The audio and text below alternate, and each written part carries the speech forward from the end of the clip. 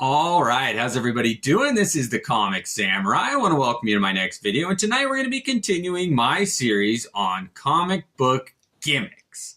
Let's go ahead and jump right in. First up, we got this X-Force #1, put out by Rob Liefeld, and this is going to be my first example of a bagged comic book. Now, everybody's probably seen this cover, and they know that it came bagged with a card, and this one happens to be the Deadpool card there. You can see it. Now, everybody's seen that cover, but you rarely get to see it without that poly bag in it, and when you do, it's usually graded, so you don't get to open it up and see this beautiful wraparound cover that Liefeld did in there. I just think that is an underrated image. It doesn't get nearly enough attention. I love that. All those members of X-Force drawn only as Rob Liefeld can. That's a fun one. Next up, we got X Factor #84, and there was a storyline called the Executioner Song that ran through all the X titles, and there was 12 different issues, and each one came individually bagged with a card. Now, I'm not going to show all of them,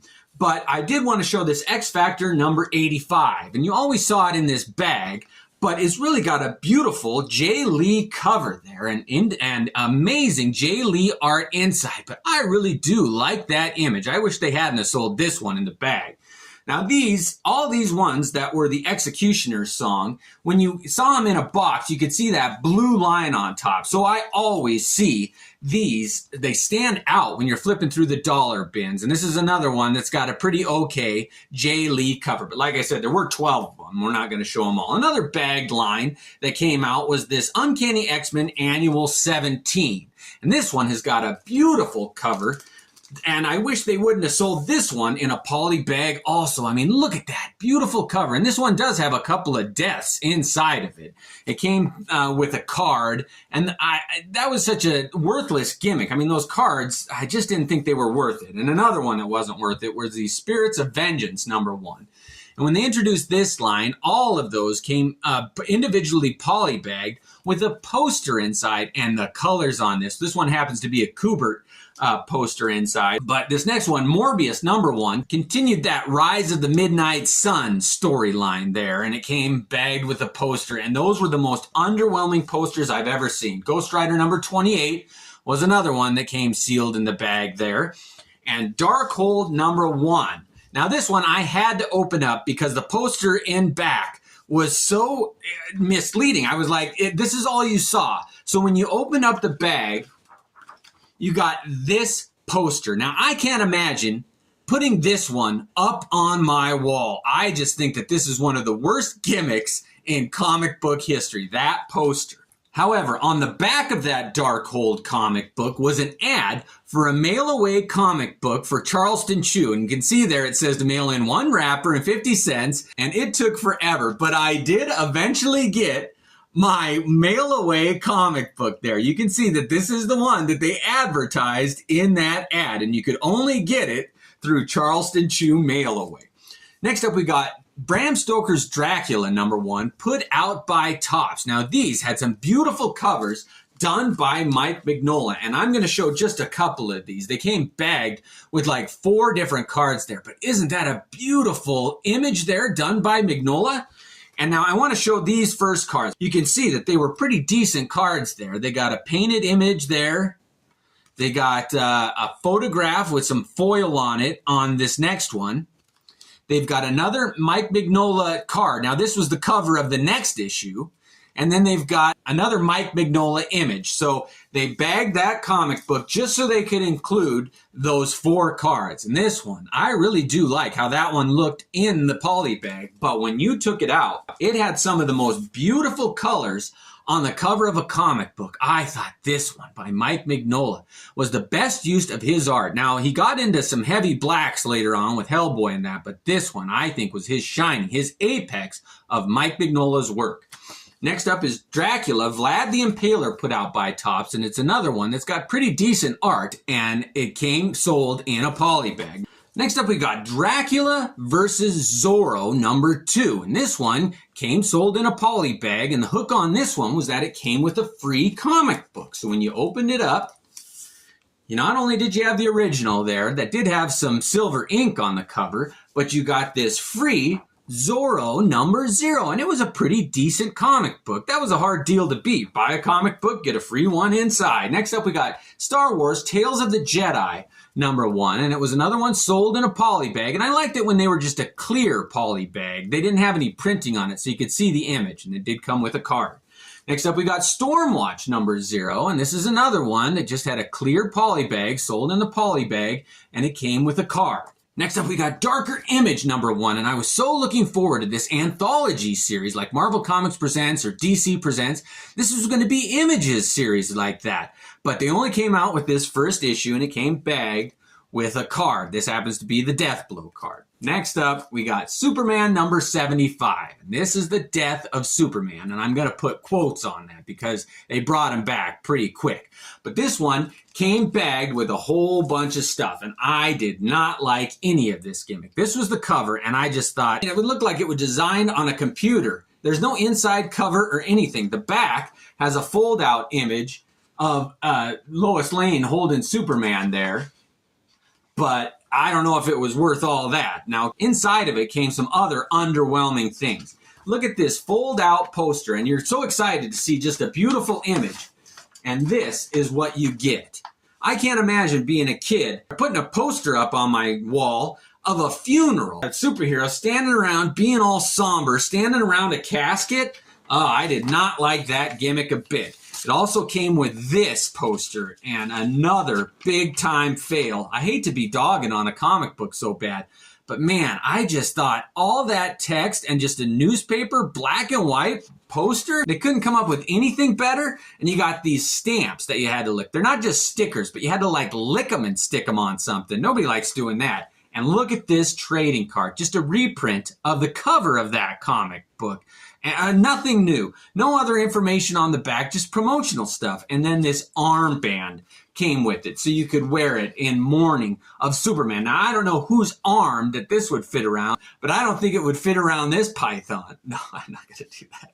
Now, I don't know whose arm they thought that this armband was going to fit around, but I don't think it would fit around mine. Next up, we got this Adventures of Superman number 500. And this is the one where they brought him back. And it was another one that they sold in a poly bag, so they had an excuse to charge more money. And when you open this one up, it came with one additional trading card that was just a reproduction of 4 comic book covers. And then this cover that has a transparency on it.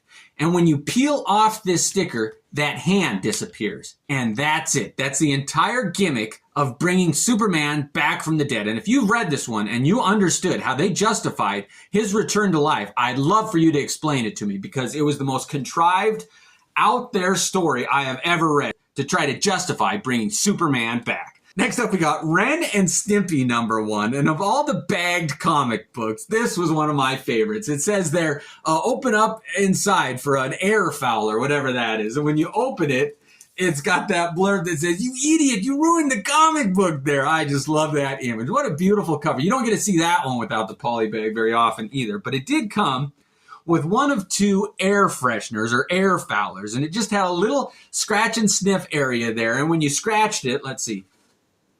Yeah, it does smell a little bit like a scratch and sniff sticker. And there's a perforated area. You could pop this out and then hang it from your rearview mirror, I guess. Next up, we got Silver Surfer number 85. And I remember buying this one off of the comic book stand, but it wasn't the only way that you could buy it. It's the most unique bag gimmick I've ever seen. This one also came bagged within a Dirt magazine. Now, I had never heard of Dirt magazine before, but it was sold in this poly bag with it, and it also came with a bumper sticker. Now, I thought that was a good idea. They should have made all kinds of different bumper stickers for different comic books and have those in a poly bag, and you could stick a bumper sticker on your car, have a collection of them. Now, that would have been a fun gimmick. Next up, we got Wolverine number 85, and we're going to be moving into a new type of gimmick here called Holofoil. It's where they embed the cover with a foil that has some kind of a holographic pattern in it, and this one uses it to pretty minimal effect, if you ask me. And then this was part of the Phalanx Covenant line that ran through all of the X titles at the time, and they just put a strip of that holofoil on it. And I thought that was a pretty unnecessary gimmick. That was Excalibur number 82. Next up, we got the Amazing Spider-Man number 394. And this has got one of those foil uses all over the cover. And I thought this was just a beautiful cover. It is a flip book too. So you get 2 of those holofoil covers for the price of 1. That's a fun one. Next up, we got Namor number 50. And this was another one that used that holofoil on the entire cover. And this one, instead of being a flip book, was a wraparound cover. So you get that whole image done in holofoil, and it's just a smooth surface there, and it really does catch the light well. I love that waterfall there in that image of Sue Storm kissing Namor. Oh, and then all the other Fantastic Four over here. That's a great one. Next up, we got Guardians of the Galaxy number 25, and I think this one was a good use of that holofoil. I really do like how it catches the image, and it's got a bit of a texture on it too, so it really reflects and refracts the light. That's a fun one. Next up, we got New Teen Titans number 100, and now we are getting into the really zonky, zany uses of that holofoil, and you can see how when you move it ever so slightly, it catches the light and breaks it into a prism. Next up, we got Fantastic Four number 375. And this was kind of a fun one. You can imagine like the Invisible Woman warping or going invisible. And that might be what it looked like before she totally disappears. Next up, we got Namor number 37. And this was a pretty good use of that holofoil. You can imagine Namor splashing in water, and that holofoil kind of looks like waves. They really could choose a distinct pattern to put behind the holofoil. And this one was pretty interesting. Next up, we got Incredible Hulk number 400. Oh, look at how that holofoil catches the light, reflects it, and refracts it there. That's an interesting cover. I love the leader there, and oh, look at how it catches that light. I do like that. Next up, we got the Secret Defenders number 12, and look at how Thanos' eyes catch the light there. I think it would have been better served if they'd have done the Infinity Gems, but they did use his eyes there to pretty good effect. Next up, we got the Flash number 100, and this was a centennial issue that they celebrated with that holofoil, and oh, look at how it glows and catches that light. I do like the silhouette of the Flash there over the type. Next up, we got Thunderstrike number 1. And then when they decided to give Thor a makeover, they thought, let's enhance the cover with some holofoil. And they did put it to good use. That lightning, you really can't imagine lightning crashing behind him there. That is a fun use of holofoil.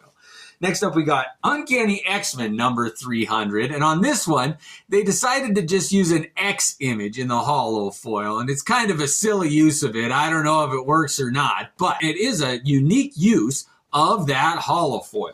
Next up, we got Web of Spider-Man number 100. And Spider-Man went through a phase where he was really trying to capitalize on that holofoil gimmick there. And on this one, the webbing is supposed to be illuminated with holofoil, but they introduced this spider armor too. And I don't know if that worked or not, but it is kind of interesting to see how they can make that spider web glowing green. Next up, we got Spectacular Spider-Man number 200.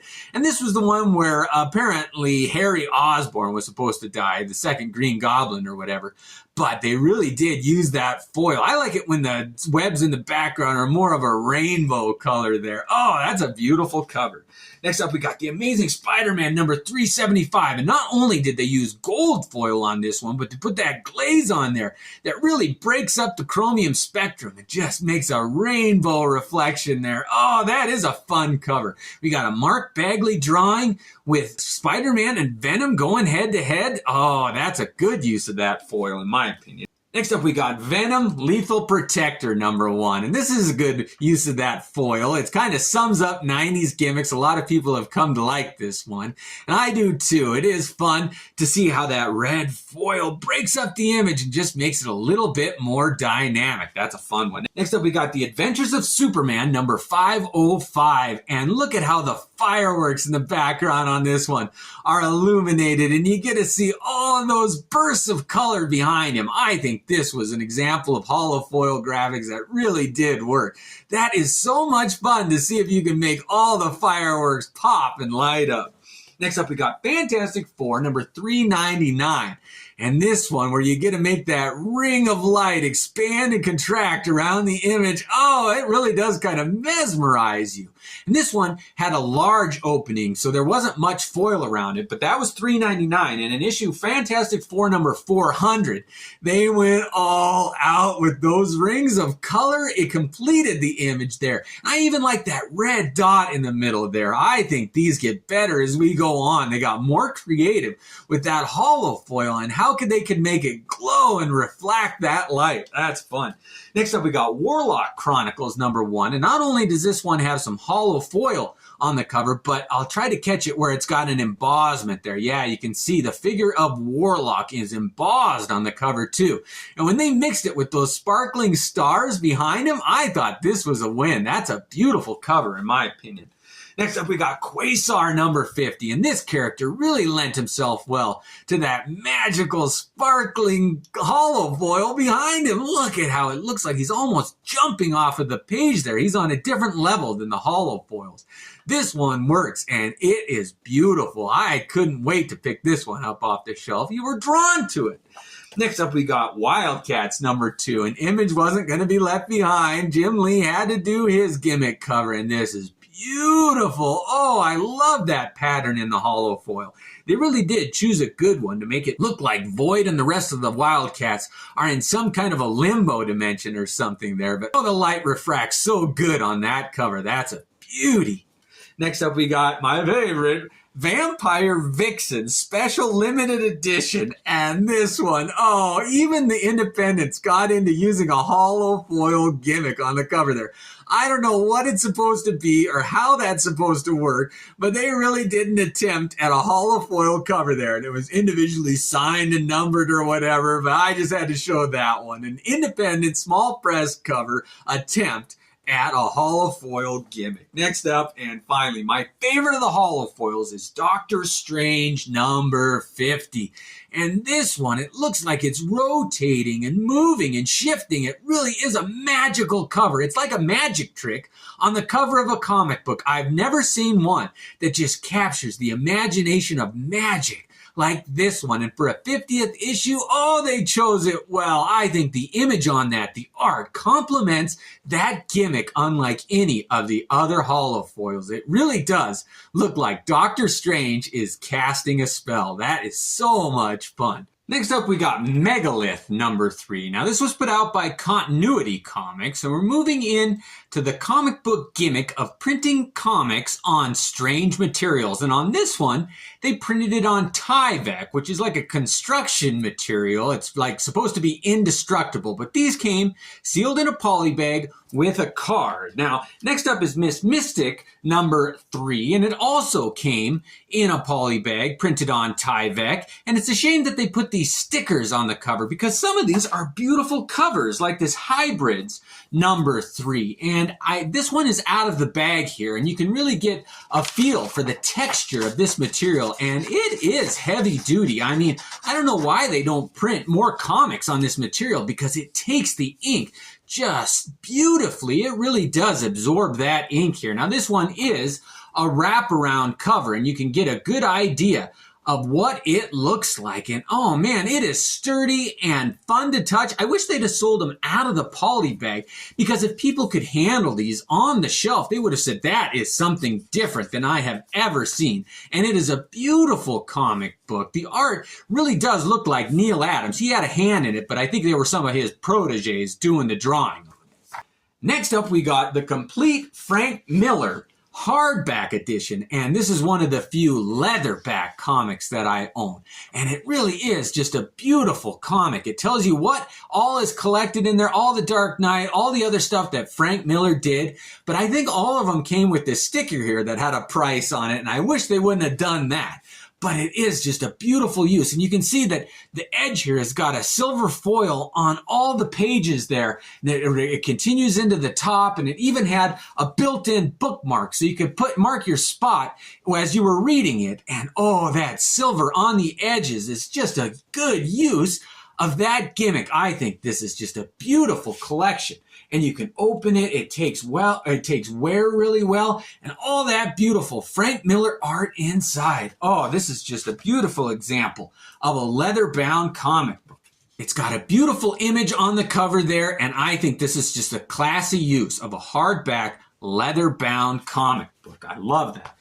Now, the other leather-bound comic book that I've got is this Lady Death, The Crucible #1. And it's bound in leather, or so they say. I don't know. It doesn't feel like real leather. It does kind of smell like leather, I guess. But it's got that beautiful foil image on it there. Oh, Lady Death really does present herself well for a gimmick comic book cover. This Chaos Comics, they were the king there. The back of it is that beautiful shiny leather there. I'd love to know if this really is leather. When you look at the inside there, it looks kind of fibrous. Yeah, it's got a smell to it like leather. It might very well be a low quality leather, but it took that gold foil just beautifully. Isn't that a fun leather comic book? What do they think up next? All right, my last one on this segment of gimmick covers. Are you ready for it? I always save the best for last. Now this one is Lady Death Swimsuit Special #1, put out by Chaos Comics. And this is what they called a velvet cover, and it's got a texture there. That red is just, it's a little bit softer. It really does absorb the light because the rest of the cover is glossy, as you can see. But when that light hits that velvet, it is just sucked in. Oh, I think that is such a good use of a gimmick cover. Now, I'm going to put a little bit of a black light on this one because it shines under black light, just like a glow-in-the-dark cover. You got to see it. Here we go. Oh, isn't that a fun image there? Look at how she just glows off the page. And that black light, oh, it catches that velvet so good. I love this gimmick. I wish they would have done more velvet enhanced comic book covers. That is just such a unique, creative use of a comic book gimmick. Well, thanks for joining me. I hope you had as much fun as I did. We still have all kinds of gimmicks to get through, so join me in my next segment. Thanks again and have a great night.